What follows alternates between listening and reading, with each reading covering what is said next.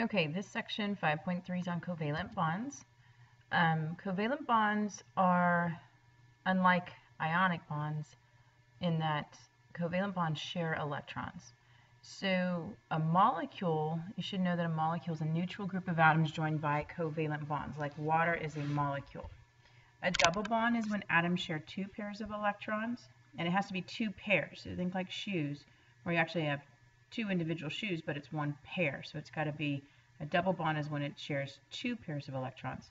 Triple bond is when atoms share three pairs of electrons. And a molecular compound is a compound that's composed of molecules.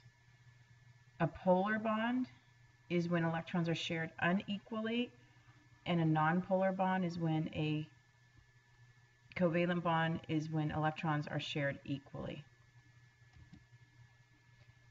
So covalent bonds are formed by electrons being shared, not completely given or taken by elements. And the attraction between the nucleus and the shared electrons holds those atoms together. But this type of bond, a covalent bond, is not as strong as an ionic bond.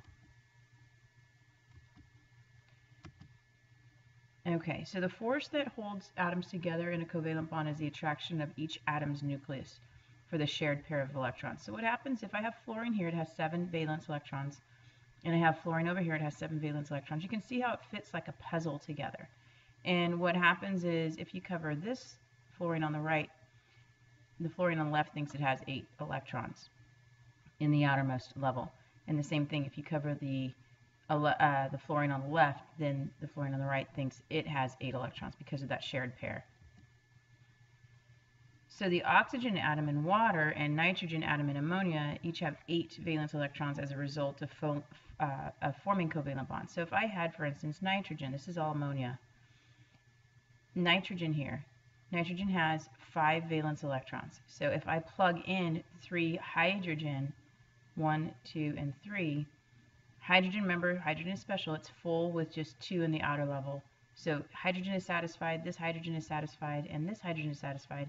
And then the nitrogen is satisfied because everything feels like it's full on the outermost level. Double and triple bonds can form when they share more than one pair of electrons. So if I have oxygen and oxygen, the only way that's going to happen is an O2 molecule is going to be if I have 2 in the top, 2 in the bottom, and then they share 1, 2 pairs. So that's a double bond. Carbon dioxide is what this one is. And again, carbon has 4. So if you move them around, we have oxygen and oxygen. Oxygen needs to be 6, so we have to move 2 carbon valence electrons over to this oxygen and 2 to that oxygen. But the carbon in the middle thinks that all 4 of these belong to its outermost level. And then this is a triple bond. So nitrogen, when it bonds to itself, it has 5 to start with. Each one has 5 to start with, but it has to form a triple bond in the middle. So I have 2, 4, 6 in the middle, but then plus the outside 2. And this nitrogen has its outer level filled by sharing the 6 in the middle, the triple bond, and this nitrogen is doing the same. So the properties of molecular compounds or covalent bonds, that's what a covalent bond is also known as a molecular compound. They have lower melting points, meaning you don't have to get it as hot to melt it. Lower boiling points, it boils faster, and it does not conduct electricity when melted or dissolved in water. Now we have unequal sharing of electrons. It causes the bonds and atoms to have a slight electrical charge. So if I have fluorine sharing with fluorine, it's all nice and even. There's an equal pull. But if I have hydrogen and fluorine, hydrogen, these are negative, remember, so the negative pull is a little this way, and the positive pull is a little that way. And because all of the electrons are on this side, again, those are negative, so there's a little bit of an unequal pull. There's negative over here, positive over here. This is called the polar bond, the hydrogen fluoride. Nonpolar bonds when everything's shared equally.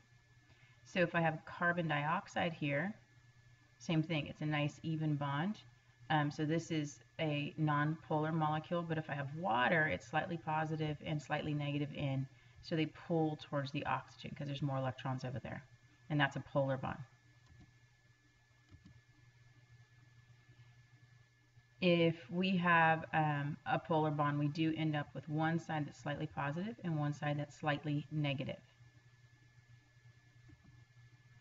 And again, nonpolar covalent bonds, there's not an unequal sharing.